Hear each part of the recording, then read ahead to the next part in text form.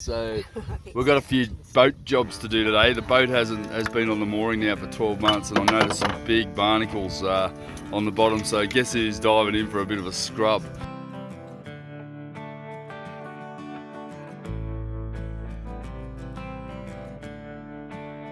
You've just got to be prepared to have 3 or 4 jobs going at once. Now, if I've got this going, I'm then doing the wing frame up the front, and I'm able to do some bulkhead work over here. While this is going, it takes around 24 hours to really get it to the set point with it.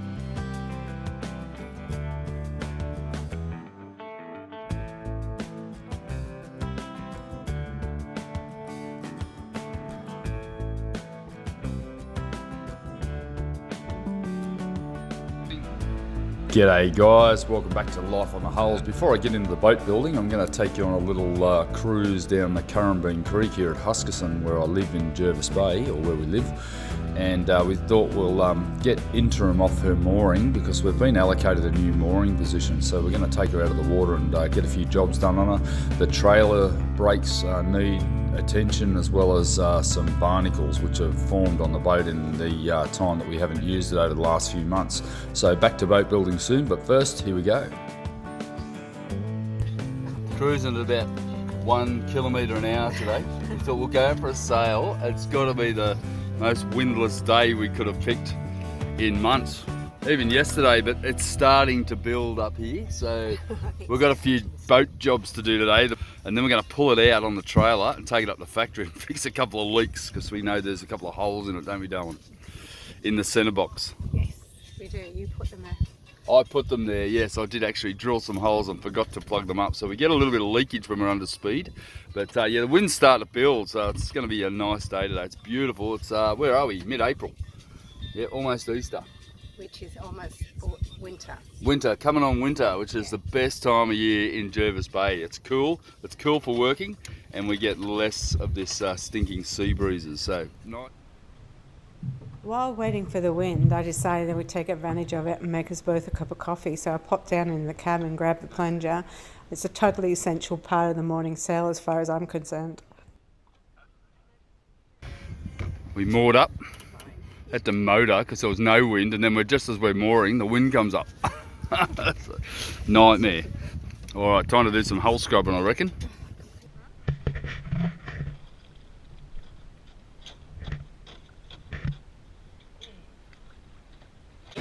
Our spare paddle, our only one, because I just broke the other one, to clean the hull.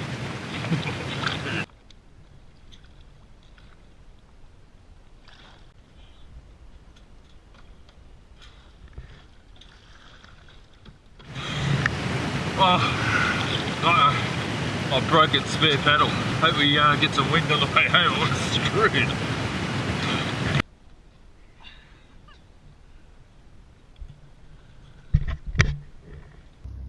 You know what? While you were cleaning the hull, I was on the lookout and I saw a big turtle. Where was the turtle? Over where the kayak is now. Cool. But I didn't have the camera on, unfortunately, and he only ducked up and went back down anyway. Well, the wind went from nothing to, it ended up about 20 knots as we headed back towards Huskisson after a clean. It was amazing how fast the boat was after I got all the barnacles off it. It just amazes me how slow a boat is when it's got a beard growing underneath it. So when we got to the river mouth, which is an outgoing tide, things got a little bit interesting, and yeah, our motor struggled to cope, but we ferry glided up and down the river. It was all good fun. Pretty good, eh? That was good. We managed that really quickly. So the wind's up now.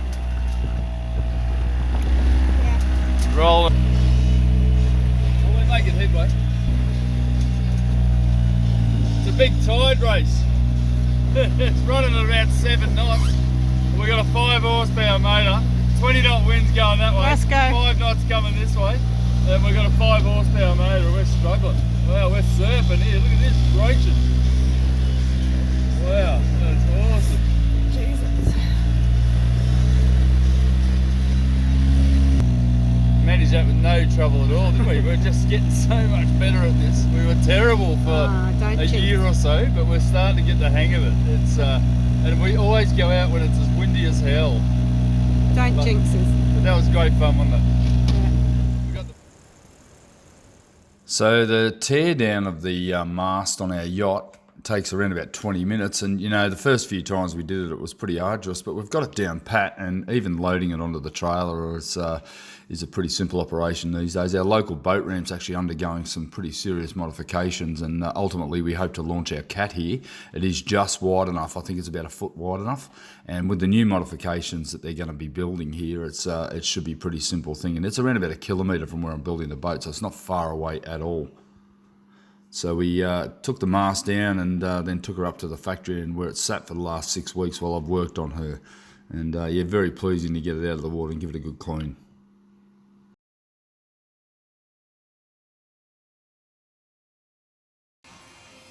I was so happy to get to this stage. Now it's actually getting dangerous because the edges of these are sharp. I've already cut my leg open on this side one, just getting into the hull, so I'm going to have to exercise a bit more caution as I go forward. I've just lathered this one up. She's going to go right on the outside of this bulkhead. And here, you note that I've made little marks to make sure each piece lines up correctly.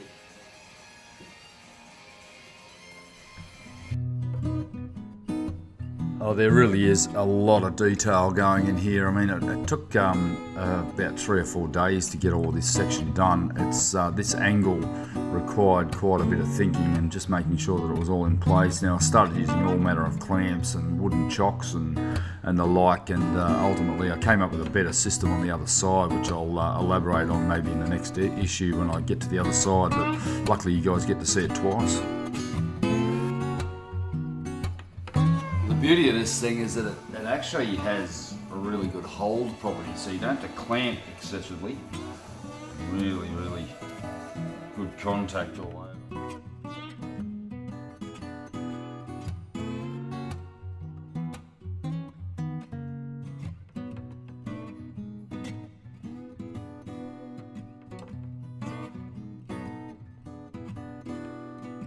As you can see, as I'm stepping over these bulkheads, it really became quite dangerous. There was clamps and I had tears and cuts all over my legs from working over the top and hurdling these things without knocking them out of place. But ultimately I realised at this stage that I'm going to be spending a lot more time down in here. I keep thinking of the day where I'm going to get out of the bilge, but really don't think I'm going to be out of there anytime soon. But putting all these things in place gave me a great sense of satisfaction in that I could start to see the actual body of what I was trying to achieve. And I think it's a pretty good setup that I've got here, and I'm pretty happy with it.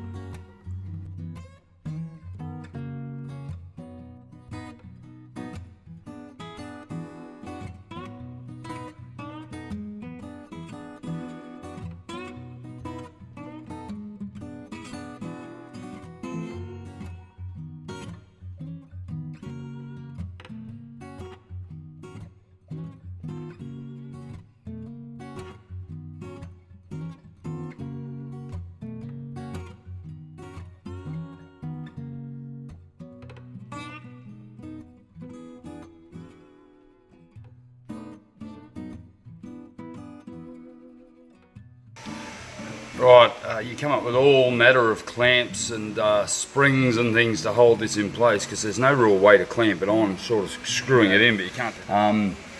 Like just some simple MDF clamps. I'm just hoping to God that they don't stick to it, because if they stick to it I'm going to be in trouble. I'm going to have to sand the buggers off, chisel them out, but yeah, it should be pretty right. I'm just being pretty careful, make sure there's no contact with the epoxy, because that epoxy, once it sticks, if I had thought of it and been a little bit more intelligent, I probably would have wrapped everything in plastic. But now, for now, that's going to work. So what we've got here is the water tank lid. That's where the water tank's going to sit, and then this is the floor sole. So I've got around about 10 centimetres, or probably about 15 centimetres of space. Once I put the lid in there, which is going to be about 12 mil, I'm then going to lose a little bit, but enough for elbows and everything. So right here is going to be my access panel with an inspection hatch and my intake and outtake, my breather valve, everything for the fresh water tank. So basically this is the concept I've come up with. It's saved me a lot of money in buying a tank, and I'm making a full use of the hull shape, unlike my fuel tank that's pretty much, I could have gone for twice as much fuel, but look, I'm not really going to need it, I don't think. I think 300 on each side is more than enough, or 270 on each side. is enough, and I've got room in there to put a lot more surfaces around the outside. So I think once I tie them all together, and what I'm going to do up in the corners here, this joins this one, is I'll put another piece of this underneath and glue it and clamp it together so that the whole thing ties in as one piece. Okay, next day, come in, I'm going to check the epoxy. It's all gone off. I mean, this whole thing's gone off. I can pull all of this apart and have clean lines and get rid of all these clamps. You just got to be prepared to have 3 or 4 jobs going at once. You know, if I've got this going, I'm then doing the wing frame up the front, and I'm able to do some bulkhead work over here while this is going. It takes around 24 hours to really get it to the set point with epoxy in particular. It's all right when I'm working with vinyl and polyester. It tends to go off in 3 or 4 hours, enough to be able to remove all the clamps and things. But epoxy, definitely 24 hours before you move anything.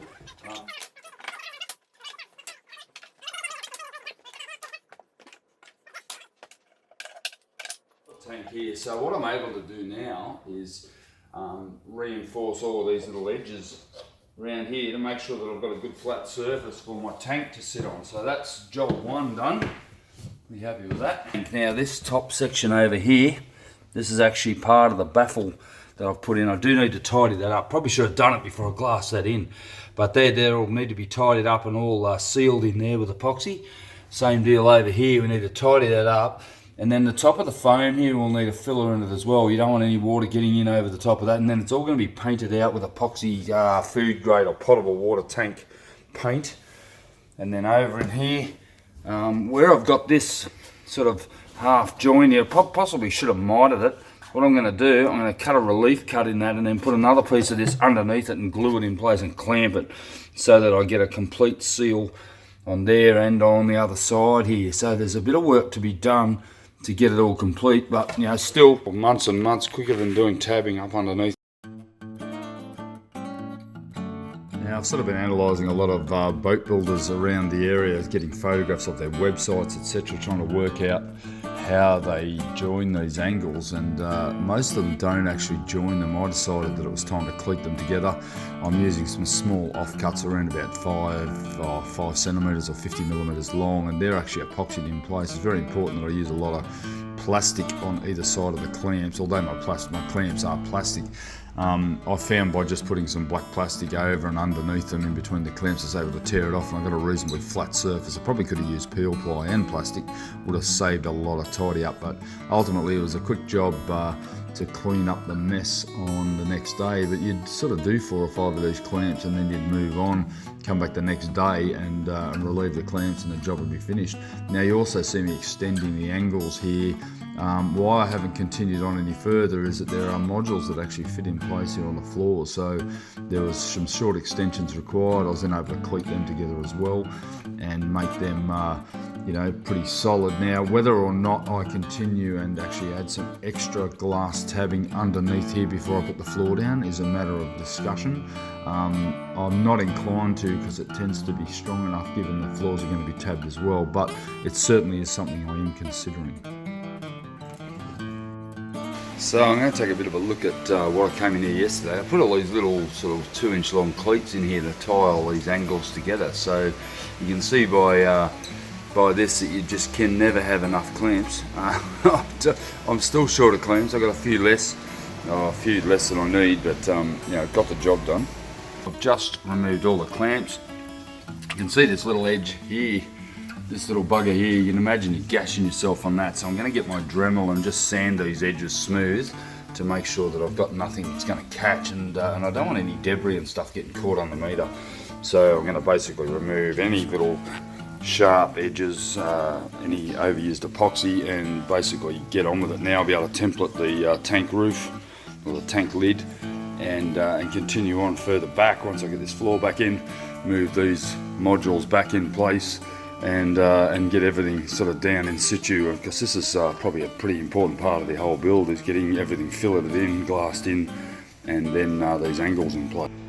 I know I've done a lot on this section here, but I'm pretty proud of that. That is as neat as I could possibly make it. Got a little bit of glass work to do here on the top of the baffle and in the limber hole in the center here, because I've got to make sure that's sealed. But I think this is pretty good. I have a very, very good feeling about the way this is all going now. I now need to work out the template size so I can make a tank top, and that'll be foam core with an epoxy paint. So I'm going to basically make that a solid glass foam core lid, wrap it so there's no chance of any moisture getting into it, and then I'm going to basically paint it with the same epoxy, potable epoxy that the tank's going to be made of. So templating is not that hard. I'm going to use a scribe this time and simply run it along. So just as I did with the floor template, I've actually put a reasonably straight piece of plywood. I'm going to make a plywood template here out of some scrap I've got, and I'm going to scribe this line here along the border to get the boundary of the outside of the tank. Place, and then just simply scribe it.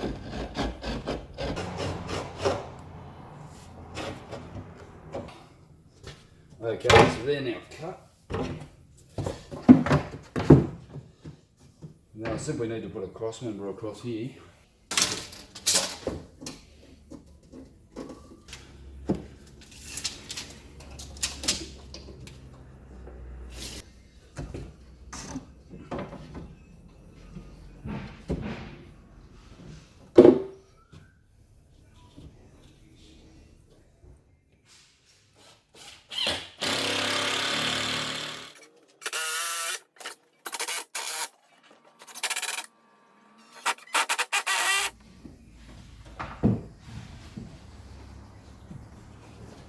There she is.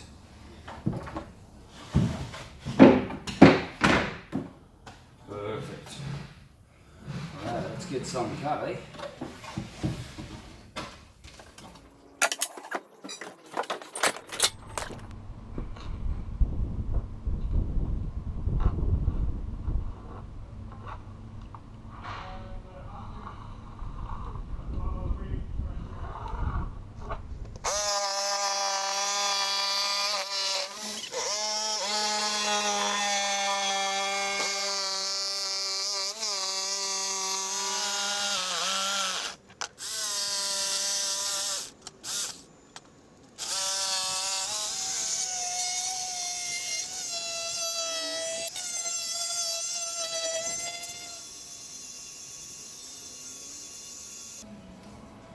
Fits perfect.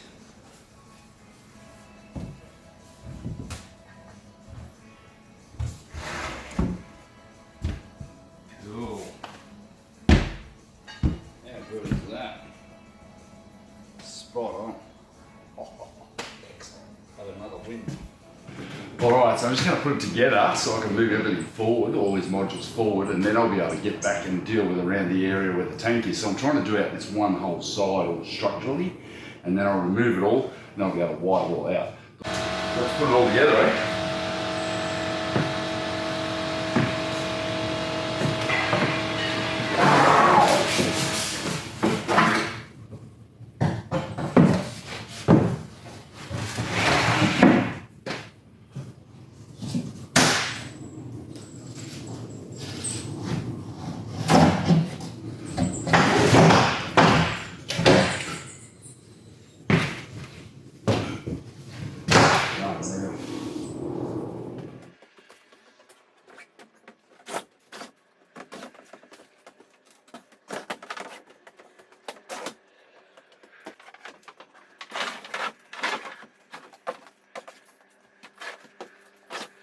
So if you think you've seen it all before, how do you think I feel? All of my water tank fillers, breathers and pumps are going to be in the base of this cupboard, so I don't have to get down into the bilge every single time. I can just open a cupboard door and play with them there on the floor. Now because this is the water tank here, all of the services are going to come up into the back of this robe here. So I'm going to ultimately, when I glue this down, I'll drill some holes and put in some conduits here where I can bring out my water filler valve or water filler hose, and all of my pump and everything will probably sit right here on a shelf in the chine here in the bottom of our wardrobe. Yeah, I'm just so enjoying the cooler weather. I mean, I've got a little fan going today. It's been about 25 today, so just beautiful. And you know, getting down in the bilge here and working on these underfloor components, getting them glassed in is just such a pleasing result. It's hard yakka because I'm down there on my knees and you know, squashed in and wedged into the hull section. But yeah, powering along, really powering along, sort of end of March, beginning of April here. So you know, time's just slipping away and it's racing away, and there's lots going on here on the hulls.